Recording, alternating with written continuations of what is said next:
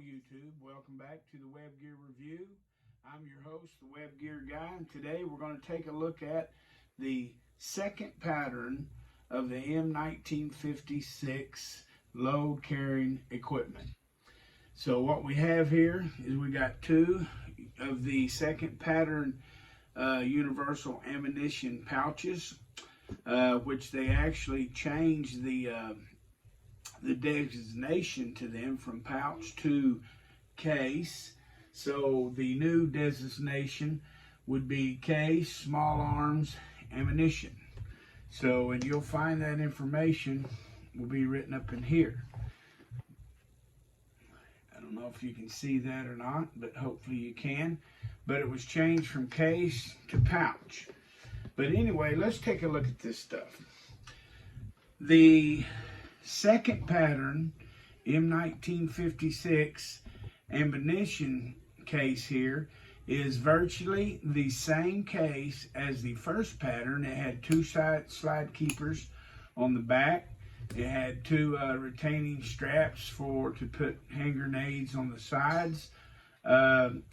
Although this method was kind of discouraged from some troops, the way I understand it, some platoons, some units, but however they could carry two hand grenades there.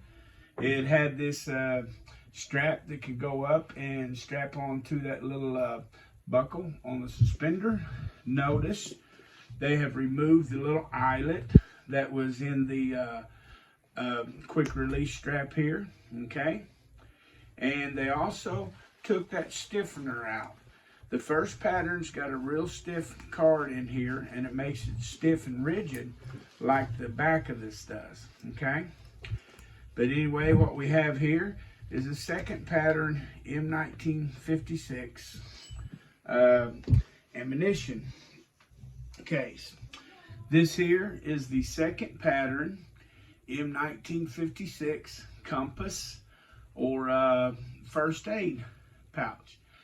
Now you'll remember that the first version, and I will do a comparison video on these things in the future, but anyway, see how this one has a seam edging sewed completely all around it. Other than that, it's basically virtually the same pouch all the way around, and it could hold a field dressing, or it could hold a compass. Let's take a look at the second pattern M-1956 entrenching tool carrier. The second pattern looks from the eye the same as the first pattern. But the difference is, you'll see in the second pattern here, there are a few changes. One of the main changes is the way the reinforcing is done. Okay, see this, how they have this reinforcing straps up here, right here. The first pattern, if you watched my other video, I actually showed a second pattern in that video, and I made a mistake because I was wondering why it should have had 8 rivets, but it only had 6. See, so the second pattern has 6 of these rivets on it. 1, 2, 3, 4, 5, 6 up the side. The first pattern one should have 8. There should be 2 double rivets right here, and then the reinforcement straps are changed also. But anyway, it has the same slide keepers on the back. Basically, it's very similar to the M-1943 ones, except for this was added and this was added to hold the bayonet scabbard on it at the time. One thing I do like about this one, there's a field repair right there. I kind of like the ones that have some field repair on them. I think it gives it character. Now let's take a look at the second pattern M-1956 canteen pouch.